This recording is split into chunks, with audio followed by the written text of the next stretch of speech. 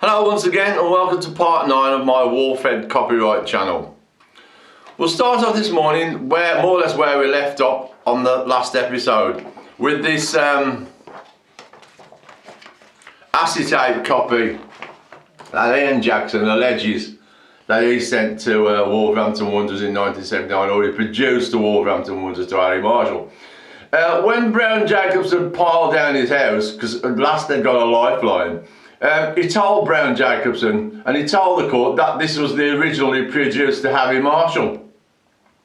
But what confuses me about this is it's not the same one that was on the 1979 shirt. It's my design that's on the 79 shirt. And there's a video coming after this to show you what I actually mean. In the video, which I'm about to show you very shortly, is a breakdown of this design which I found in the stamp album. Well, there's two designs I found in the stamp album, and these would be pre the painting competition. These would be the early prelims, the sketch designs, which I assume would be messing about in this stamp album of Ron's. He'd have gone mad if he'd have known, I'm sure he would. Well, he does now, so he ain't so bothered anymore. So basically the video I want to show you is the breakdown of that, and how that's constructed. Now when I went to the court, they kept saying to the judge, oh, there's different types of wall-fed design here, but I explained all this to them. They've explained all this to them in my statements, my witness statements and such. But they tried to twist it that I'd done that many wall-fed designs, it was just too confusing. But they knew the truth of it. Now I'd just like to show you the live pictures of the wall-fed shirt I bought. This is a 1979 shirt, maybe somebody famous from the Molyneux Boys, who knows. But I bought it off, let's have a look at the picture. I bought it off the internet, cost me 100 quid, coming along with my research, and as you can see, it's nothing like the design that Ian Jackson presented to Harry Marshall in '79. So that's the shirt. I'll show you in full if you want it. Maybe I might send it to the club and they can auction it off, because I've got a favourite charity which I was going to support if I'd have won this game. It's blind, it's got guide dogs for the blind, because my love of dogs and wolves, of course, and my brother being blind. There was an advert on the telly, blind chap, tattooist, a couple of years ago, and it tugged at my heartstrings. I thought, I'd love to do something like that. I'd love to get a guide, one guide dog would be good, but do you know how much it costs to train a guide dog? 65,000 quid to train one guide dog for the blind. So I need to win a lot of money, wouldn't I? Anyway, let's get into the video. This video was done to present to the court, to show them this construction, but they never played this at court. They never played any of the documents you're about to see or have seen in the previous 8 or 9 video. None of it got played in court because I had a barrister come in who'd only been dealing with my case for a couple of days, so he knew nothing about it. So basically I was up the creek without a paddle, really, wasn't I? So let's not waffle on, because I think it's quite a long video and don't you get too bored. The first part of the video more or less explains the construction of the bibs, how I constructed the bib design for the speedway. The second last bit breaks down this Ian Jackson stuff and explains that to you. So let's not argue about it anymore, let's get into it right away. Hello. The purpose of this video is to explain line for line the origin and ideas behind my wall-fed design. From early 1962, as a 14-year-old schoolboy, I was experimenting with speedway bib designs.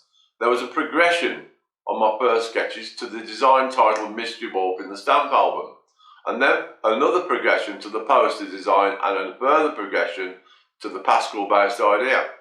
All this came to fruition over a period from late 1961 to early 1963. The whole point of this exercise is to duplicate the stamp album design that I did in the early 60s. As you can see, it's headed Mystery Wolf.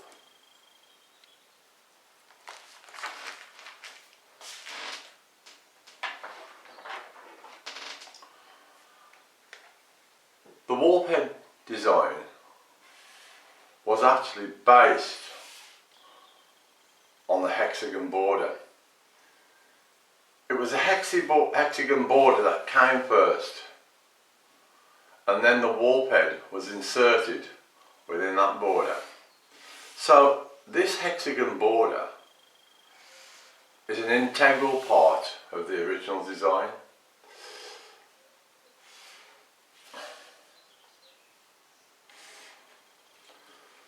Now I wanted to design a bib, speedway bib, that would be not the norm square. I wanted it to be something different, and this hexagon design was a commonplace design, hexagon, crocheting and such like that, so it was in abundance in the late 50s, early 60s. So it struck me, with all the colourful designs that my sister was doing at the time, it struck me as being something that I would want to use.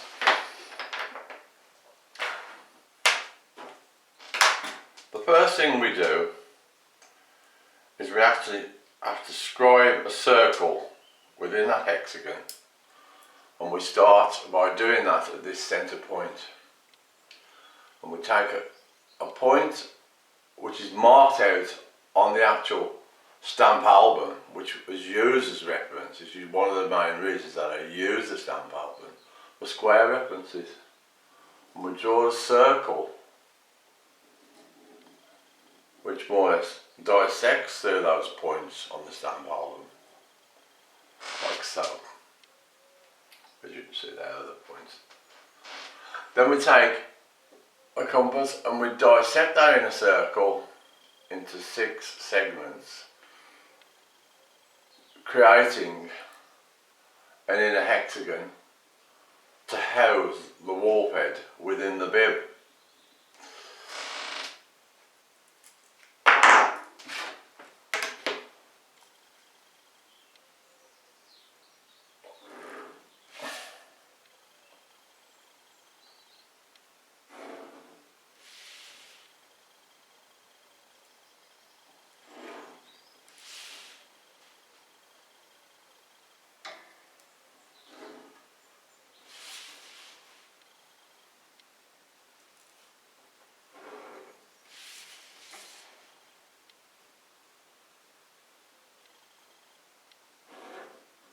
Like so. And there we have an internal hexagon, which will govern more or less 70%, 80% of the warhead design. The next thing we have to do, we have to dissect these points. Now, and find a centre point there, centre point. In the stamp album, I haven't used that system, so I would have more than likely measured them. I know that I mentioned that most of the stuff, well, all of the stuff was just done by compass and straight edge, but these early designs were done by me measuring some of the stuff. It was only the later Pascal finished design that was used solely with a compass and a straight edge. So now we have all our 6 reference points to construct the warhead logo. And the one important thing is to point out is that we also use the squares in the stamp album as reference points for some of the original construction of the head, like in so. So first of all, we take that reference point there from the stamp album, that reference point there from my proposed bib design, and we strike a line through from that point there. And we do exactly the same there. We strike a line from that point to that point. And that gives us the beginning of the wolf head. This is the jaw section. We then take a dissected point from that point to the centre point there. We scribe a line through. And we do exactly the same to that side, from that centre point there to that point there. And we scribe a line. Let's get this right. Let's get a scribe line through. And that starts to give us the top of the ear set. Those 2 points there. We'll mark it just so it's easy for reference. We then take the top of the ear set to the centre point of the design, and we scribe a line through and straight down, and we do exactly the same to that point there, a line through and straight down. As you see, the ears starting to form there, and then to create the crown of the head, we use these 2 points on the inner hexagon, scribe a line across, and there we have the crown of the head, the 2 ear points. Now all we need to do now is to insert the jawline, which we use that reference point there, and we strike a line through the dissected line at the bottom to that point there, which creates the jawline, and the same mirror image to the other side, which creates the jawline. Now, you may not be able to see the warp head in there, you may be able to, hence the reason it was a mystery warp. It was a thing I used at school just as a pastime, the sort of thing we did in those days. We never had PlayStations and telephones or what have you. Right, that's what we have now. As you see, we have the bib design with the warp head inserted within the bib. Now, we have to do the eye set. Right, there's 3 processes to the eye set. We take a point from the top of the ear through the dissected section, and we scribe a line. We do exactly the same the other side. It's all mirror image, everything's perfectly tessellated. If you folded this design in half, you'd get exactly the same, unlike later designs and modern designs that people claim to have done. And then you take that point from that point there and to the dissection point once again, which is an integral part of everything. We scribe a line down, and we do exactly the same from that point to that point. Last thing we have to do, just highlight the eye set for the benefit of people who can't see it. So here we have 2 sides of the eye set. You'll notice that in the stamp album design the eyes come to a point. Well, they do change later on, but this is a progression of the designs. You'll notice that in the Pascal is different, and on the silver coal poster is different. It's just a progression, and the width of the squares on the design, and obviously Pascal is done from the 6 points, so it will change slightly, but the Pascal design is the original one that ends up on Wolverhampton Wanderers 1979 shirt. The last thing I'll do, I'll just colour it in and show you how it actually finishes off as a bib design. As actual bib, not a bib, but it is a bib design, but it finishes off as a bib. You have to be patient, because it's a little, you have to be a bit careful, because once you've done all this drawing and such, you don't sort of have to just smudge it and make it into a mess. Right. So in the early 60s, well 61, the Speedway came to Monmouth Green in Wolverhampton. It came back after a period of layoff, and my friends, we were doing cycle speedway at the time, and school friends wanted me to do copy original designs, as you can see in my portfolio. Well, I was copying designs from visiting speedway teams, and I started thinking, well, I'd like to do something of my own, my own design on speedway. So I started experimenting with this sort of stuff, and this is the eventual design I came up with for the bib. I never actually got to make the bib. I suppose I could make it now quite easily. It'd be simple to make a bib, but what would be the point? Maybe I might even do one for the court case if it should it arise. But this is the warp head as it would have finished in my mind's eye. And then what we would have done, we would have taken it one step further, and this obviously would have been the top of the bib to be worn over the head.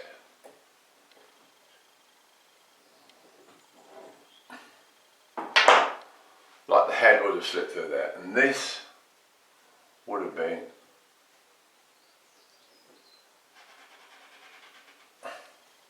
the actual bib design, which I had in my mind's eye at the time.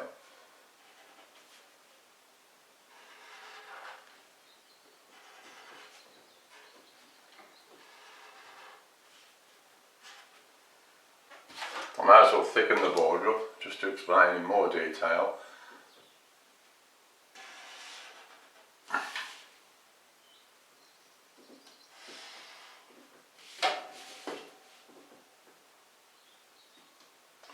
Now, as you can see, this particular design is more elongated than the final designs from Pascal. It's because Pascal was governed by the 6 points, and it was governed by a circle.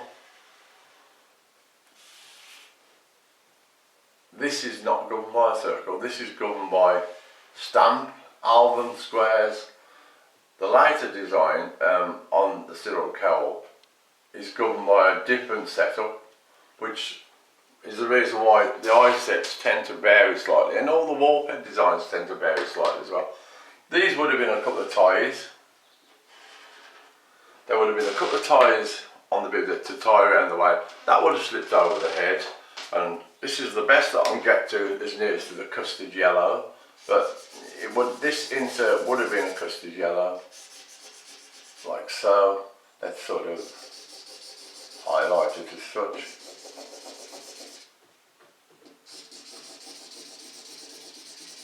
And that was more or less would have been how my original wolf head design would have been displayed as a bib design. Before I start the third progression of my wolf head Pascal design, it is important to show the inspiration that led to my original wolf head design. Here we have a picture of Rob Andrews' memorabilia from the 1960s. In the bottom left hand corner is the Wall Speedway bib that started it all. You will note a black wolf head on a custard yellow background surrounded by a black border, and this is where the inspiration came from for me to create my own design.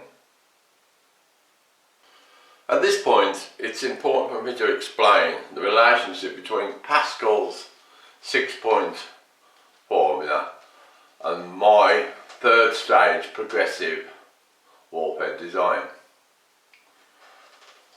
Basically, what Pascal brought to me was creation order from chaos.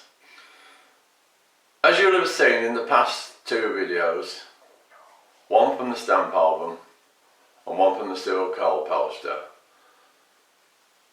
there was no order within the design, and Pascal learned me to create order. As soon as I saw the circle design and the containment of the circle, that's when I decided I was going to produce this design, that is the skeleton of that design. Now, it's been said by many people that they can't understand the mathematical side of the design. Well, I'm going to tell you there's no mathematical side to the design. The design is just based on 6 points of the conic. And those 6 points are those 6 points there within the radius of that inner circle. And it's all as simple as that. Now we come to the third stage of the progression of my warp head design, which is the Pascal design. I should point out that in 2015, when I I found the documents that were left by my late brother. Although there was reference to the stamp album design and the sewer cowl design, there was no reference whatsoever to this Pascal design. So everything you see in this design is created by me from my memories of 1963, when I entered the wallpaper design in the painting competition in Cleveland Street, Wolverhampton. As you will see as we progress, there are no lines to refer to, no point of reference, just two circles, which was to me the genius of Pascal, is to contain everything within these two circles, the hexagon within that circle and the warp head within that circle.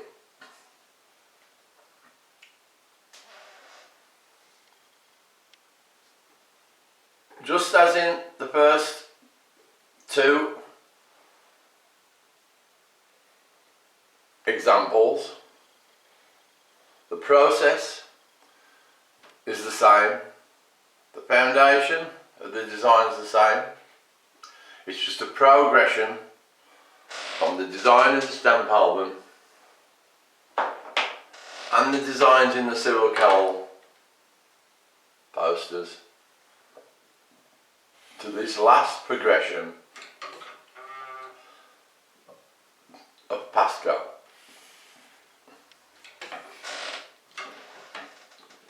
This here we see us forming the hexagon, which has always been an integral part of this design. This design, the stamp album based design, and the sewer cowl poster design. And there are not many alterations with this design, this Pascal design, to any of those other designs. Basically, they all conform to the original design. It's just that Pascal's circles contain all the lines, it tidies it up, and it's governed by the 6 points of the conic.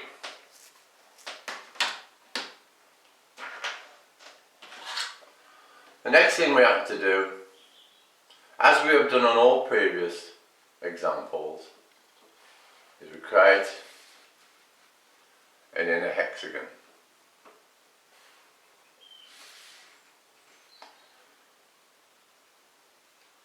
And this inner hexagon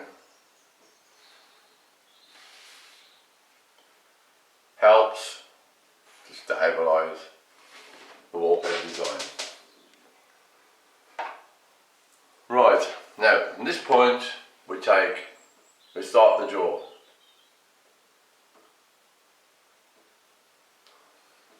Describe a line. From that point to that point, as we have always done, and from that point to that point. And that in turn gives you the jawline once again. Now the slight alteration with the Pascal design is that when I first started doing this design from memory, I referred back to the sewer cowl designs and the stamp album designs. If you look at those designs, the point of intersection is there, which was wrong. And I've emphasised this in my new statement. It's a simple mistake to do because the point should be moved out to there on the Pascal line for the 6 points of the conic to touch the outer of the inner circle. And I'll show you what I mean. We come from that point there through the outer circle point, not that point, and do exactly the same to this side through the outer circle point. Trying to keep this nice and tidy. And then we start to create the top of the ear set as we have always done before. The next thing we do, more or less repetitious to everything else we've ever done, is we scribe a line from the top of the point of the ear set through, and we scribe another line from the top of the ear set through like so. As you can see, we have the 2 points of the ear set now, and to finish that off we use these 2 points on the inner hexagon as a reference to create the crown. So now we have 2 ear sets, the crown, the jawline, and just to finish off that jawline we use the external circular point reference again, which is the Pascal 6 point, which stretches the wall bed. And when we use this reference point here, and we send a dissection through from that point there to that point there, and we do exactly the same here, send a dissection through from that point of reference there to that point there. And now we have the basic wall bed design, as you can see, or you can probably see it. The next thing we have to do, because this is Pascal and we're governed by circles, we create 3 circles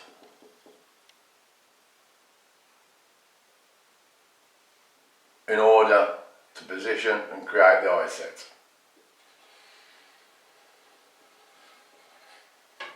One, as you can see, the circle references are from the inner hexagon again.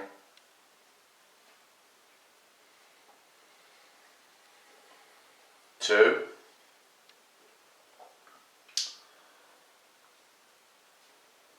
and the third one.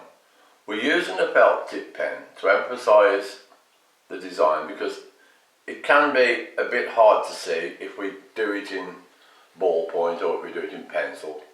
It's not quite easy to pick up. Right, there we have 3 circles which will govern the eye set. Now we'll start the eye set. It comes to a point of reference to the top of the first circle. We come through the first circle,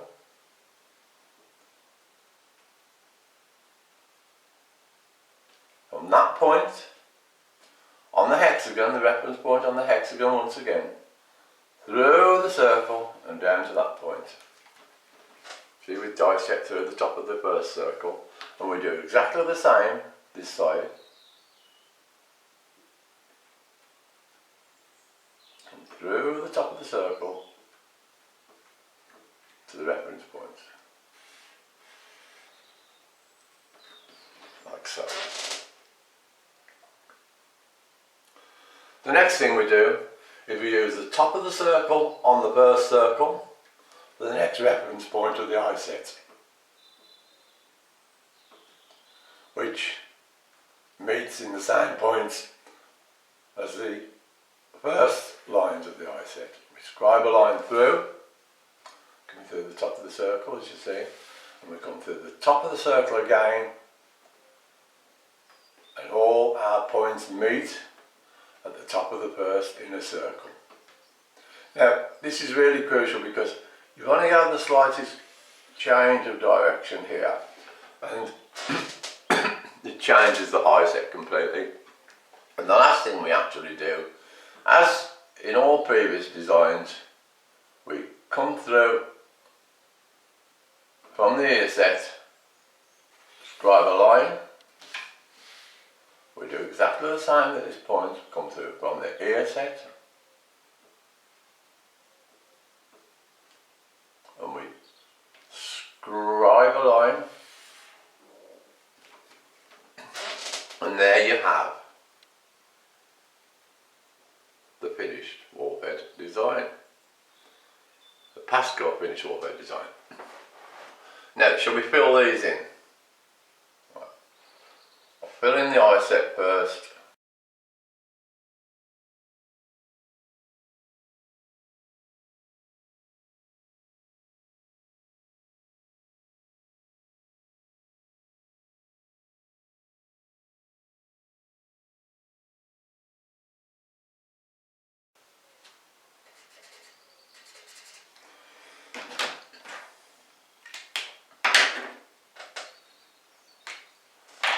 Now, the next thing I would like to say about this particular design, this Pascal design, is you're not going to find another design. You can check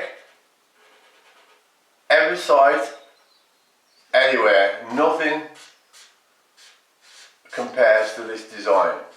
The reason being, it's based on Pascal. And there's only one other design that matches this, and that is the design on the 1979 Warhead shirt, Wolverhampton Wanderers football shirt that Annie Marshall sent to Umbro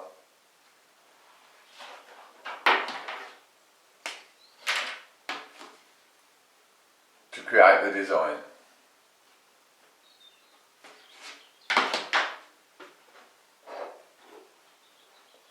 Now, you don't have to take my word for this. All you fans who've got old 79 shirts, all you have to do is compare any designs on the internet to the original design, the original ink design that is, on the 79 shirt. You have to get a 79 shirt. I found it very difficult to get a 79 shirt. I managed to obtain one this year in 2018 in September, and that's what made me realise that I had made a slight error on my Pascal design, which I've corrected. I've just finished the hexagon border up, which finishes the design.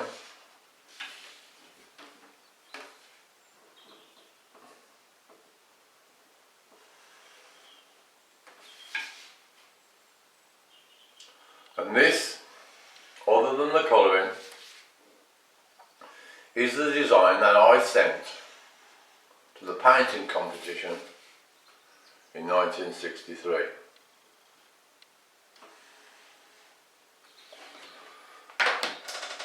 Now, there's a couple of things I'd like to show you. This is an acetate of the alleged design that Wolverhampton Wanderers are producing in their court case. Apparently Harry Marshall commissioned this design. As you can see, this design does not conform to the Pascal 6 points of the conic. It falls short on the eyes, the ears, and the whole design is slimmer completely to the original design on Pascal.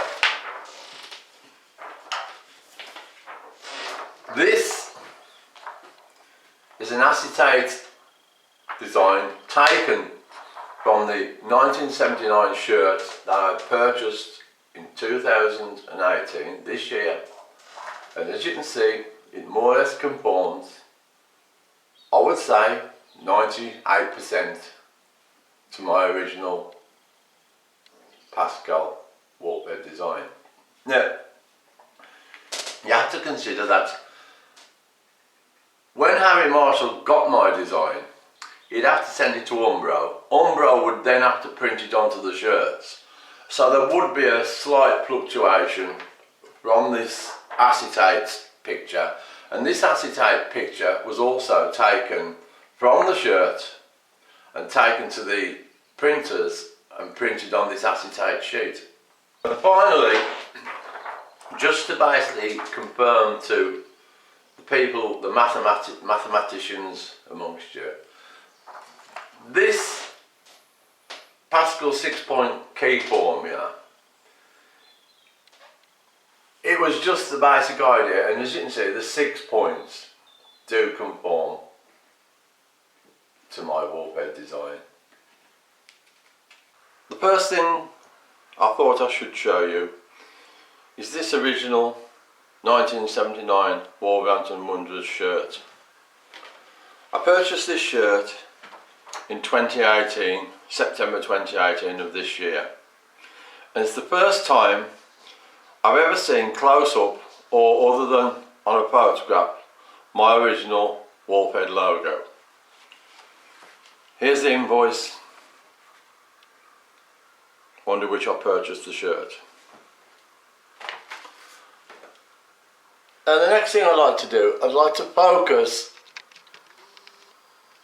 upon the badge design.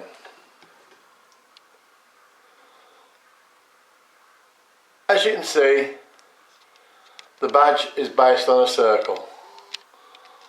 But don't take my word for that. Here, I've made a circle design as in my original art entry competition. If I take that circle design, Pascal circle design, place it over the original 1979 Wolverhampton Wanderers logo badge on the shirt, you will immediately see that the badge is designed as a circular design which reaches the 6 points of the conic as exactly on my Pascal design. And here, lastly of all, we have an original photo from the internet of some of the team wearing that shirt with my design on in 1979.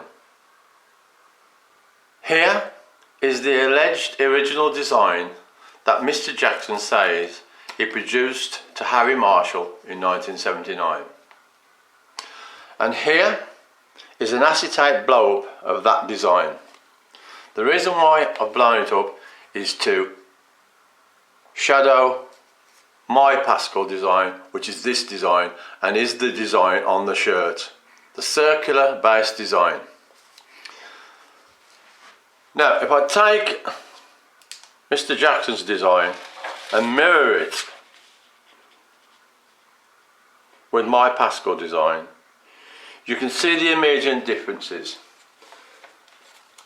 The eyes are different, the width of the warp edge is different, the ears are more pointed, the nose or the jaw is slimmer, and it doesn't stretch to the 6 points of the circle. So that it is impossible for that design to have been put on the 1979 warp edge shirt.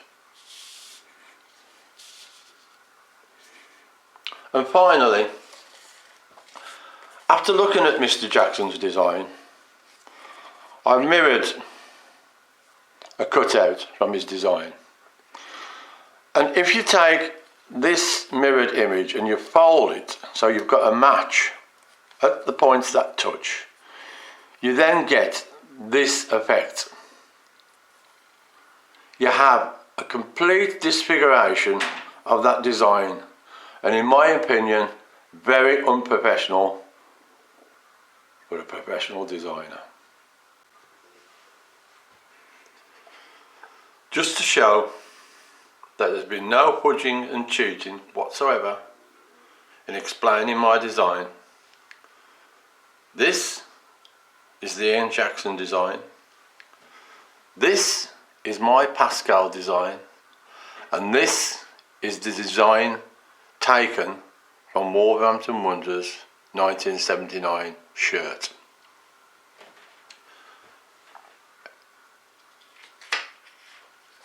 If I take a circle which mirrors each circle, that circle on Mr. Jackson's design, that circle on the Wolverhampton Wanderers design, the Wolverhampton Wanderers shirt design, and that circle on my Pascal design. This proves that if that is the design on the shirt, that's the shirt design, where does this design come from? Where does this design fit in? It's not the one on the shirt, but because it's not stretching to the 6 points as the one on the shirt does. And the next thing to show you is what I think is one of the most important things in the whole case. This original Wolverhampton Wanderers 1979 shirt. I'll just focus in on the umbrella design on the collar, which is slightly faded, just for those amongst you who are sceptical about the shirt. And then I'll pan out onto the shirt once again to the umbro design and the wolf head design, and then once again we'll pan in to the original wolf head logo upon the shirt. And last we have the three designs in comparison: the Ian Jackson design, the shirt design, and my Pascal design. As you can see, the Ian Jackson design is some sort of hybrid of other designs from the internet. It's not the design on the shirt. The eyes are wrong, the shape of the head's wrong, the ears, basically everything's wrong. On the other hand, my Pascal design is perfect. And the one last thing I would like to point in you, just to show that, is this is my original Pascal design. If I take it, fold it in half, as I did Mr. Jackson's design, turn it over, you will see the creation of a perfect tessellation from an organised design.